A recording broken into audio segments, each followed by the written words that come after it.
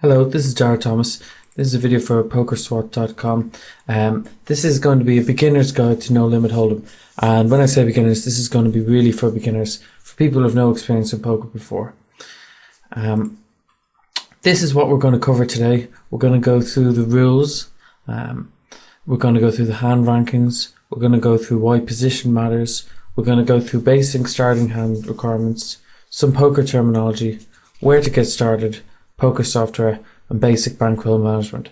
How we're going to do this is I'm going to do a short couple of minutes at the start, going through PowerPoint, just talking a little about each subject. Then I'm actually going to play some poker using all this stuff I've already talked about, and then we'll have a quick recap at the end.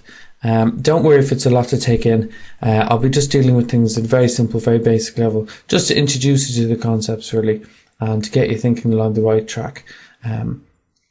So we'll start off with the rules.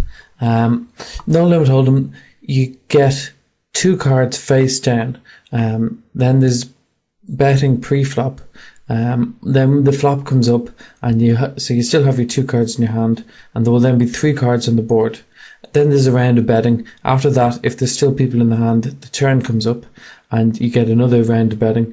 And on the last sheet's called the river. The last card is dealt, and there's another round of betting. So by the end of the hand, which you'll see in a couple of minutes, there'll be 5 cards on the board face up that everybody shares, and you will have 2 cards in your hand that hopefully nobody has seen yet.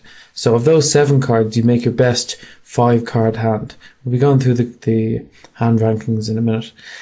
So that means, in theory, and it does happen sometimes, the best hand possible will be on the board, which is, the board means the cards that everybody uses. So for example, if on the board there's 10, Jack, Queen, King, Ace, which is a straight, and if there's no flush possible, then that's the best possible hand, and everybody left in the pot at the end would split that.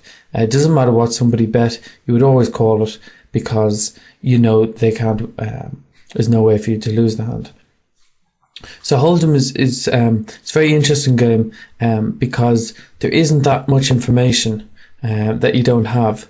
When you compare it to something like draw poker, in which you don't know any of a person's holdings, there's more opportunity to use your skill, which is why it's become so popular. When we're actually playing, we'll go through all the small little details. I just want to introduce you to the basic concepts at this stage. So here's the hand rankings. Again, it's something you just need to be aware of. I'll just run through them quickly. The first thing, the worst holding you can have is when you don't have anything else. You don't even have a pair. You just have a high card. It does happen quite a bit in Hold'em. So the highest card wins. So if one person, their highest card is an ace, and the next person's highest card is king, then the ace wins. If you both have the same high card, then you go to the next card. And if your first 2 high cards are the same, then you go to the third one. That might happen if there's an ace and a king on the board, and one player has a queen, one player has a jack. The player with the queen wins. Then you go through the pairs, and it's the same. Ace is the best pair, 2s are the worst pair, and the stronger your pair, the better you're holding. If you have the same pair, for example, if there's a pair on the board, then you use whatever's the highest card, using the same rules as for high card. And it's the same for 2 pair, exactly the same. And it's the same for 3 of a kind. When you get to straights, the higher the straight, the better. And similarly for flushes, the higher the flush, the better. For the full house, it's the trips that's more important. So as it says there, ace, ace, ace, king, king beats king, king, king, ace, ace. It's not something you have to worry about too much playing Hold'em. Usually if you have a full house, you're going to win the hand. 4 of a kind. Again, if for example, if there's 2, 4, or if there's 4 2s on the board, and whoever's the highest card wins, and the best, you can't beat 2 2 2 2 ace there. That's considered the nuts. Well, it is the nuts.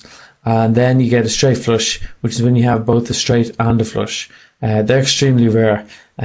You get them. I don't know the number off my top of my head, but I've only had 3 or 4 straight flushes in all the time I've been playing poker.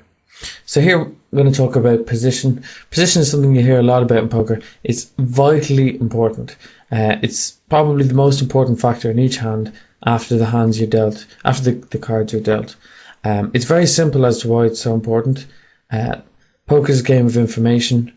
The more information you have at any stage, the better decision you can make. And the better decision you make, the more money you're going to make, or the less money you're going to lose.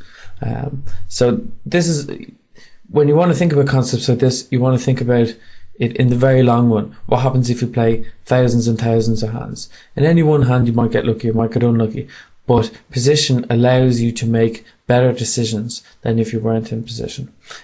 So in the back of your mind, you should always be thinking when you're playing poker, am I going to be in position or out of position for the rest of the hand, and how does that affect the decisions you're going to make? Now we're going to go through some basic starting hand requirements.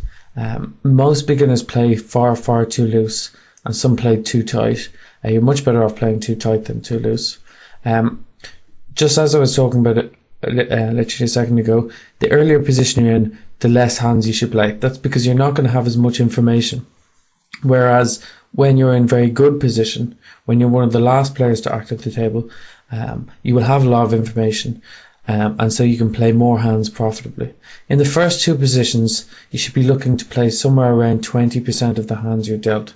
So that means anything better than King Queen. So you probably should fold hands like King 10, Jack 10. You're playing all hands better than King Queen. So hands better than King Queen are like Ace King, Ace Queen, Ace Jack. You'd play those, but you'd probably fold hands like Ace 10, Ace 9, Ace 8, and so on. But then as you get towards the later positions, you can increase the amount of hands you play. So you're still not playing bad hands. There's very little excuse to play bad hands, but you're playing more hands. You don't want to fall into the trap of a lot of beginners of doing something like playing any ace, or playing, suited kings, suited queens. You still want to be very selective. It's the tight players who tend to do the best in Holdem. So let's go here. I'm just going to run through some quick poker terminology. This section alone could fill a full hour. There's a lot of phrases and so on. So I'm just going to talk about some of the ones that you hear most commonly, and importantly, some of the ones that you'll hear in this video. Under the gun, the first three are to do with position. Under the gun is the first person to act at the start of each hand. So the small blind puts his small blind out, then the big blind puts his big blind out. Then once everyone has the cards, under the gun has to act. So it's a peculiar position because you have to act first on the first round of betting, but you may not have to act first on others depending on what the blinds do. The cutoff is the position directly before the button. So it's almost as good position as the button, but not quite. And the button is the best position to be. He's the dealer and he gets to act last in every round. A showdown is just when two players get to a showdown, it's that the action has ended. Both players are supposed to show their hands and see who wins. So showdown is just when you literally look at each holding and see who wins. A tag and a lag, they are both how you describe certain types of player. They're acronyms. Tag just stands for tight and aggressive, tight aggressive, and lag stands for loose and aggressive. Most players will fit under one of those headings, and then most reasonably good players will fit under one of those headings, and then you'd usually have the rest will be termed fishes or donkeys. We'll talk about that a little bit later. A range is instead of, when you're playing poker, because you don't know what somebody else has, it's very hard. It's almost impossible to know what exact hands they have. But what you can do is put them on a range of hands, which is all the hands you think it's possible for them to have. So, and you can then make calculations based against that range. So because it's impossible to know what your opponent has, you estimate your equity, and you base your decisions on what range of hands you think they're going to have. Your fold equity is just, it's a term you use whenever you're usually when you're making an aggressive action. So say you've got a flush draw, or you've some type of draw, and you make a big bet. You don't just have to take into account the equity you have when you're called. You also take into account your fold equity, which is how likely you think it is your opponent will fold. A fish and a donkey are both derogatory terms towards bad players. I'm not sure if they mean exactly the same thing, but they're pretty much used. You could use either. A shark is a very good player. A bad beat is when you get very unlucky in a hand. So usually, the most likely, or what you hear most is you get all in pre-flop with aces against something else, and something else wins. You just have to get used to them. The next three are all to do with straight draws. Now, straight is when you've got 5 cards in a row. So 4, 5, 6, 7, 8 is a straight. A belly buster is when you need one middle card to make a straight. So say you've got 4, 5, 7, 8. You might have 7, 8 in your hand, and there's 4, 5 on the board. So that means you need a 6 to hit your straight. That's the same as a good shot. Now they are what are classed as quite weak draws, because there's only 4 cards that make your straight. You're quite unlikely to hit them. An open-ended straight draw is better than that, because instead of having just the card in the middle you're actually missing, or you can hit either card at either end of the straight. So what that means is, say you have 4, 5, 6, 7. That means any 3 or 8 gives you a straight. So that's twice as good. It's twice as powerful as a good shot. Big slick just refers to ace king. You'll hear that a lot. Muck is when you throw your cards into the muck. The muck, it comes from live poker, where it's all the cards that have been used. The dealer has all the cards that have been used, all the cards that have been folded, and once cards go in there, they're dead. I suppose I should have dead in there. When your hand's dead, it just means it can no longer win the hand, so you've no way to win the hand. And bust. Bust just means when you lose all the money. You can refer to either bust in a hand, which is just all the money you've got at the table, or bust as in you've lost your entire bankroll or all your money altogether.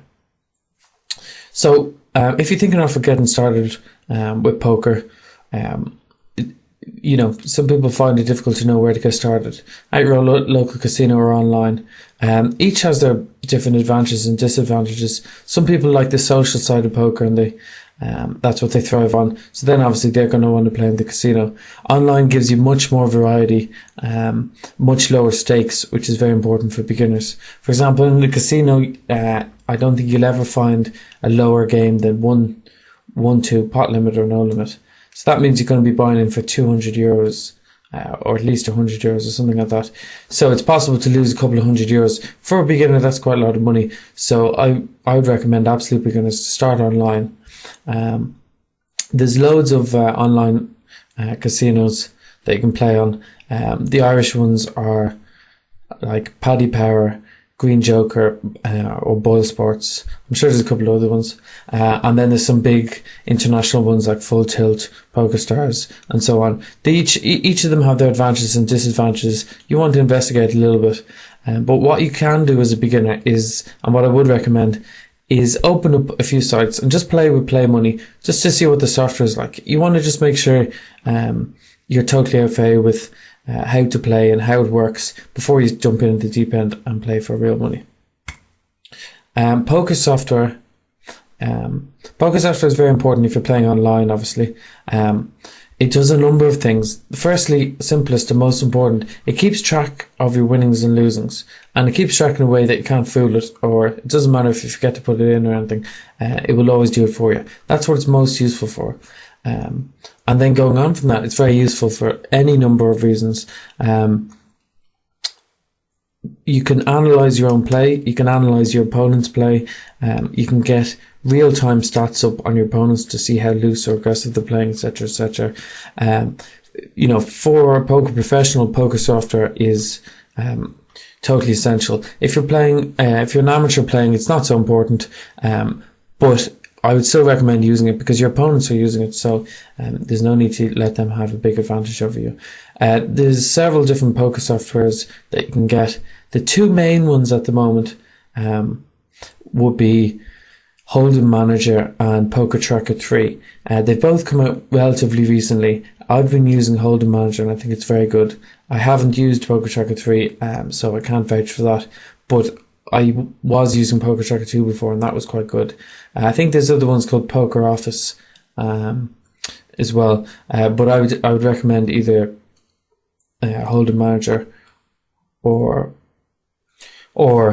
PokerTracker, because I feel that they're the best.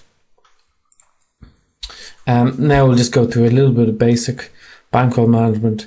Bankroll management is just the kind of rules that players have to limit the damage they can do themselves, to make sure that they don't go bust. Now, it's not something you need to worry too much about when you're a beginner. It's only when you start to win and you start to play for more serious stakes that you have to consider it. There's no perfect solution to it, but in theory, what all the basic systems do is they limit the amount that you ever are gambling with, so that even if you go on a bad run, you're not likely to lose too much of your bankroll. There's some mathematical techniques and so on that you can use, like the Kelly criterion. They're quite complicated, but most players will live by some rules, like they'll only ever gamble with 5% of their bankroll or less, so that they can deal with the bad runs, and just the effects of any one hand can't really negatively impact their bankroll. Okay, so now I'm going to open up Full Tilt, and I'm going to play a game and talk about some of the topics we've just gone through. There's loads of sites you can play on. I'm not recommended Full Tilt over the other ones. It's just a site it's one of the sites that I think is pretty decent. Now, when you start off, you'll have to register a new account, and this is the screen you'll be faced with first of all. So it's a little bit daunting. There's no need to worry. Up here you have all the options. They'll all be fine usually until you know what you're doing. You can just leave them the way they are. And here you have all the tables that you can play, and there's loads of different options. You can play Holdem, Omaha High Low, Omaha High, Stud High Low, and etc. etc. These are all different types of poker, so I would recommend definitely when you're beginning, just stick to Holdem, because you want to get a good grasp for one game before you start playing other ones. The games can be very, very, very different.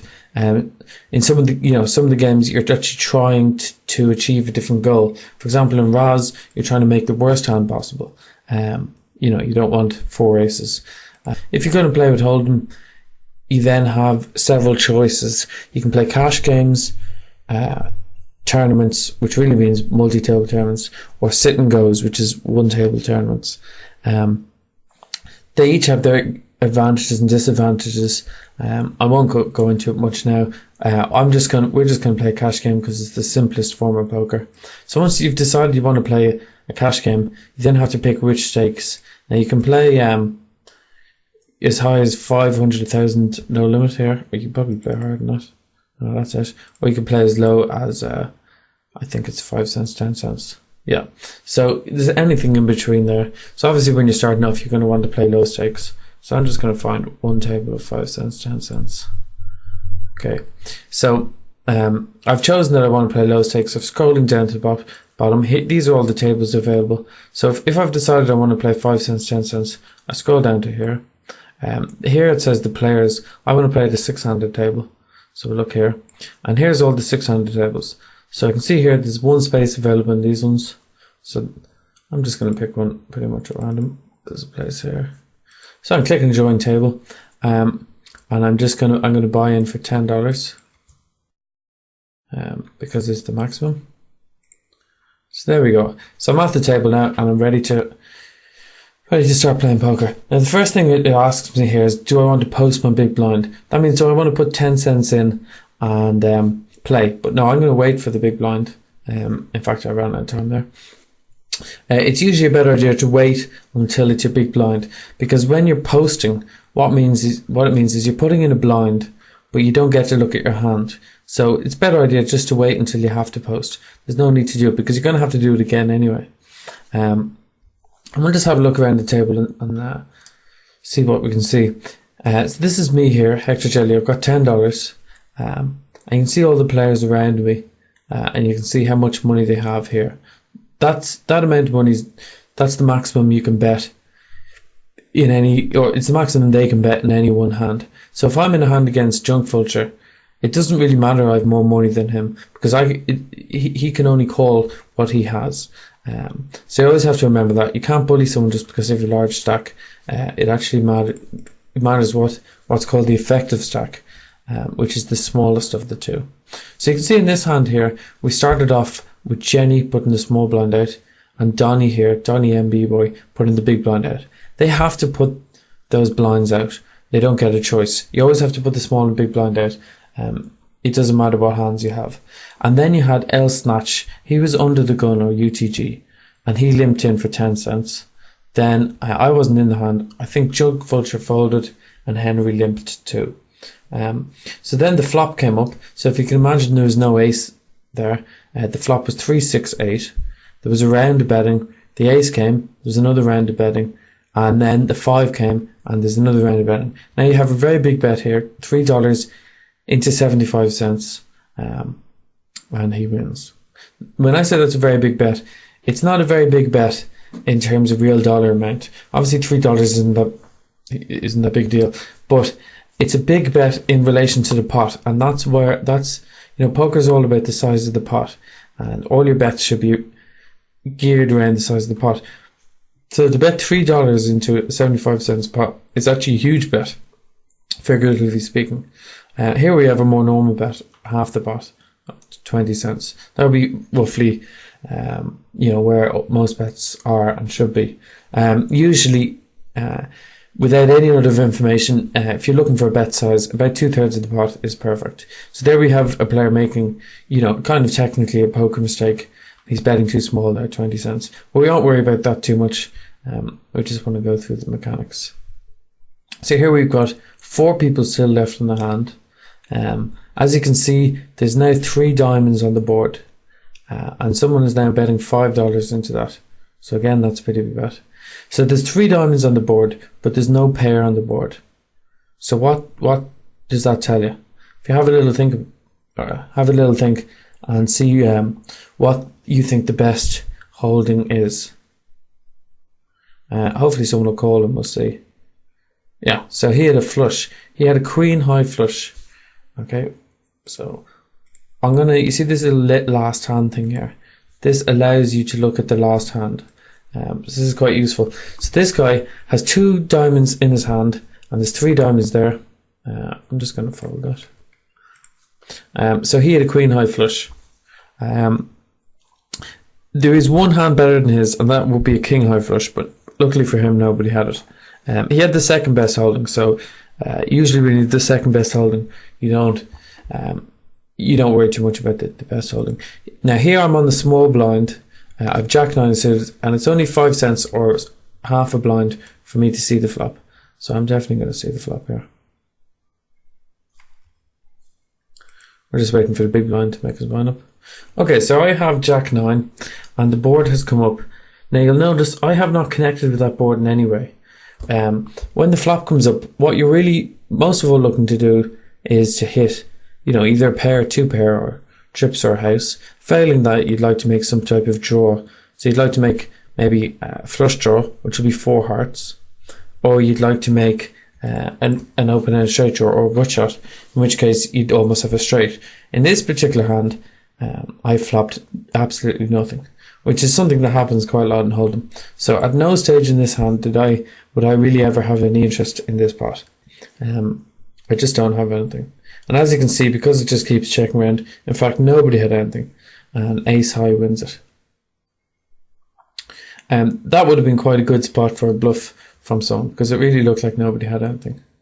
So in this hand, I'll just pause the action for a sec. What's happened is the small blind and the big blind have put their bets out. This guy has folded, this guy has limped, and this guy has raised, but he's raised a very small amount, and it's now my action. I'm on the button. This is the best position to be in. However, I have one of the worst hands you can have, 2-6 offsuit. So I'm just going to throw it away. Now, when I was going through the starting hand requirements, I mentioned some percentages. Now, I didn't really define what those percentages are, but that's what I'll attempt to do now. When you're starting off, you won't intuitively know which hands are good or which are bad. Obviously, the best hands to have are things like aces, kings, queens, ace, king. They're all very good hands, and you're pretty much going to play them nearly all the time. And then you get worse and worse hands that go down and down and down. So if you get a holding and you're not sure whether it's a great hand or not, look at it. See, if it's a pair, it's going to be probably pretty good. The better the pair, the better. But if it's not a pair, you want it to be connected in some way. You want it to either be the same suit or close together. So this is unconnected. They're really far away from each other, which means you can't make a straight using both of them, and they're both different suits. So you're not going to make a flush using both your cards. So I'm just going to fold it. So in general, a hand like King Jack is much better than Ace 2 if you're going to play Holdem, because King Jack, the two cards are beside each other, you can make straight draws and so on, and you've got two high cards. Whereas Ace 2, although you've a slightly higher hand, if it goes to a showdown like that, the Ace 2 wins. However, you would nearly always take the King Jack because it plays much better. It's a much more playable hand and will make you more money than Ace 2. Okay, in the next hand, I'm gonna go through it pretty slowly and just make sure that we've covered the betting actions and the round of actions properly and explain them. We're just coming to the end of our hand here. We're on the river, and again he's bet pretty big, $5 into $3.60. This is quite unusual, these big bets into the river. You don't normally see them. Okay, so here we've got as you can see, the blinds put their money out before they got a chance to look at the cards. Here it's L Snatch, and he's raised to $1. Okay, so the action is now on me. I have three choices, as you can see, 3 buttons: fold, call, or raise. In fact, if I decide to raise, I can raise to any amount in my stack. What I'm going to do is, it's a very big bet, it's $1, and I don't have a great hand. Queen Jack, they are close to each other, and they're the type of hand I would play sometimes. However, I'm not going to play them to a huge raise. They just aren't that good enough. So I folded. This guy called, and now Hoff has called. Once he calls, no further action can take place. Once Donny folds, no more action can take place. So that round of betting is over, and here you have the flop. On the flop, Hoff checks. And it's now L Snatch's chance to bet if he likes, and he bets 140, and again he gets called by Junk Vulture, and now it's up to Hoff. Although he's checked, there's now a bet to him, so now he has a choice, and he can fold, call it, or raise it. I would think it's pretty likely he's going to fold.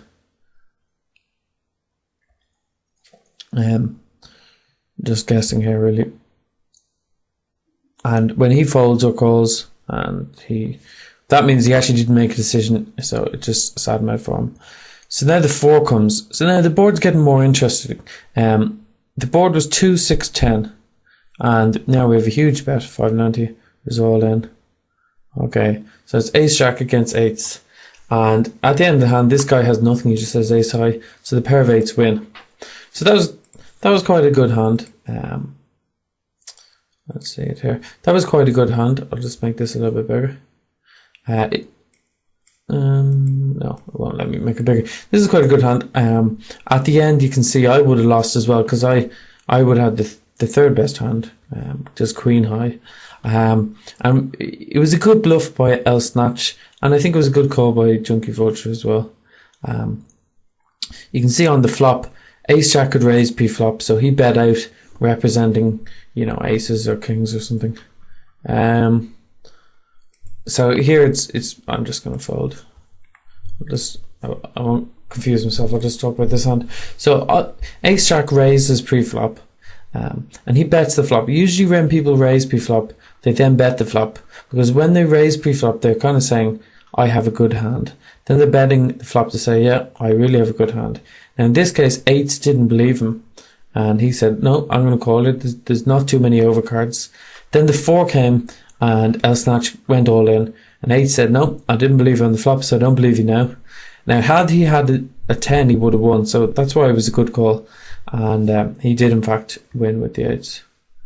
And you can see here he's actually explaining why I called. It's best usually to ignore that type of stuff. Here, it's everyone at the table has folded, which is quite unusual, and to me in the small blind, I've ace-6, and I've raised. Here, I've hit quite a good board. I've hit top pair. Now, on that board, it's not the greatest flop in the world, because if you think about it, there are some straights possible. If anyone had 4-5, they would have a straight, and they would have basically unbeatable hand. Unbeatable at the moment, anyway. You could also have 2 pair, like 6-3 or 3-2. Or you could have a set, which would be if you had 2 3s or 6s, and you would have 3 of a kind then. But I bet the flop, and he called. When he just called, I thought I probably had the best hand. So I bet the turn again, and he folds.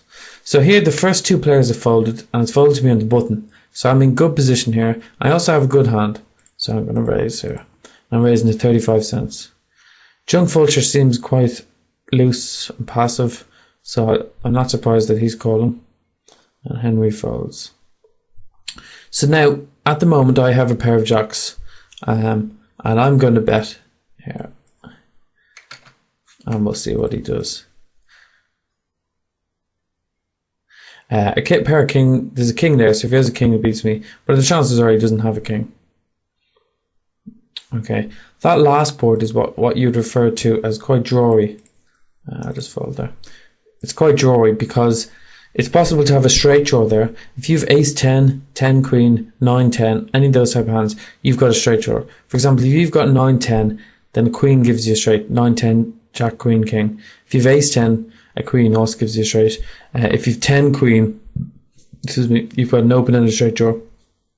And you can also have 2 diamonds, which will give you a flush draw. Just another diamond means that you win the hand. So that's the type of board that there usually be quite a bit of action on, because there's plenty of things for people to have. They can have loads of draws, they could have a king, or they could have a jack. The 2 is a bit of a dead card because it's quite hard for someone to have a 2. I'm just going to close it here. So here we're on to the next hand. So again, the blinds put their money out, and I'm first to act. This is a reasonable hand. It's one of the worst hand. It's one of the worst good hands, if you know what I mean. I will play it sometimes, but here in very bad position, I'm just going to fold. That's the type of hand that most bad players will play in any position. They just, they think they've 2 high cards, so they're going to save the flop. So here we've got a raise to 40 cents and a call of 40 cents.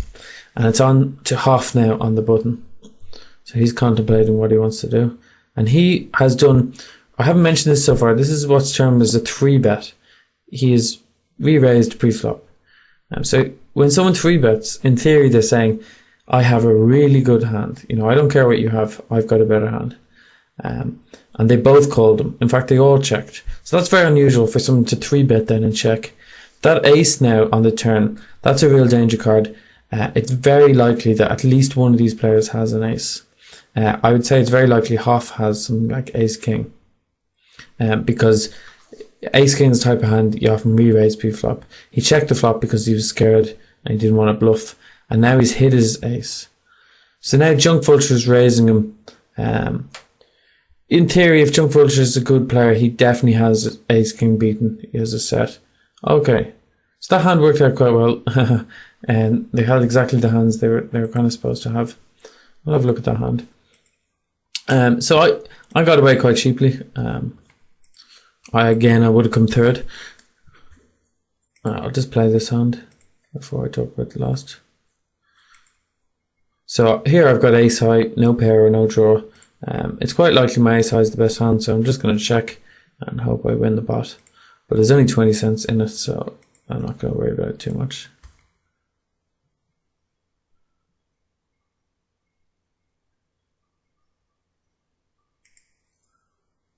Okay, so here I'm just going to fold there. So here we can see what happened. So Junk Vulture raised pre-flop first of all after I folded. So that's fine with his jacks. Henry called. We don't know what he had, so that doesn't really matter. And then Hoff re-raised with ace king. That's all fine play. That's all normal. It's the type of thing most players would do. Junk Vulture calls the re-raise, as does Henry. Junk Vulture flops a really good flop. He flops 3 jacks. That's what's called the nuts. It can't possibly be beaten at that stage. Nobody can have a better hand than him. He checks because he's hoping that Hoff bets. Because he's re-raised pre-flop, it's perfectly fine check. I'd check there as well. Henry checks, and Hoff decides to be a bit timid and not represent aces of kings, which against 2 players is fine. The ace comes on the turn. As I was saying, one of them is bound to have an ace. Junk Vulture checks, as does Henry. Hoff then bets. Now, when Hoff bets, he's re-raised pre-flop, and he's betting that ace flop, or ace turn, excuse me. So he's really saying, I really have an ace, and I've got a good ace. I probably have ace king. Then Junk Vulture raises him. Now, when Junk Vulture raises him, unless Junk Vulture is an idiot, he knows that Hoff has an ace. Excuse me, just fold there. He knows that Junk Vulture has an ace, but he doesn't care, and he raises him anyway. So it's actually a pretty easy fold for Hoff. You know, I would probably fold there because Junk Vulture knows that you have an ace, and Junk Vulture doesn't care. So he should really have a set or 2 pairs, something like that. But Hoff just went all in, and obviously Junk Vulture called and won the hand. Okay, so here we've got a hand. This is like one of the hands I was talking about earlier. The cards aren't connected anyway. There's no pair, and they're not the same suit. So I'm just going to fold.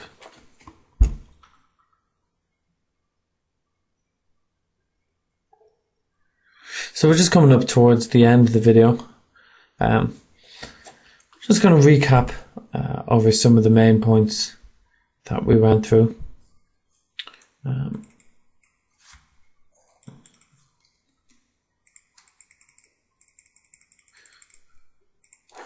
Now, it can be quite confusing when you're starting off, but it's important not to get too confused. It's a great game to play. Try and keep aware of the rules. What you really want to do before you start playing is before you start playing for real money, make sure you're pretty well aware of the rules. Make sure you're very well aware of the hand rankings. Before you play offline in a casino, make sure you know all the rules because sometimes it can be a bit confusing. So if you just have a quiet word with somebody, maybe a friend who's been in there before, and make sure you know all the rules. For example, if you win the pot, you can't just grab all the chips in the middle. You have to let the dealer give you the chips. Things like that, you might cause a bit of a hullabaloo if you go in. When you're playing, be aware of position. Also be aware of the type of hand that you should play. It's no harm to start off playing very tight. In general, the tighter you play, the more money you'll make. We went through some of the poker terminology. There's plenty of places to look for that on the internet if you need any more. And the rest of the topics, just where to get started, Pokersoftware and Bankroll management. Just as I said for each section, it's the type of thing as you begin to play more seriously, you'll need to look into. But just when you're starting off and just playing for fun, they're not that important. So I wish you the best of luck in your poker career. This is Dara Thomas signing off for Pokersoftware.com.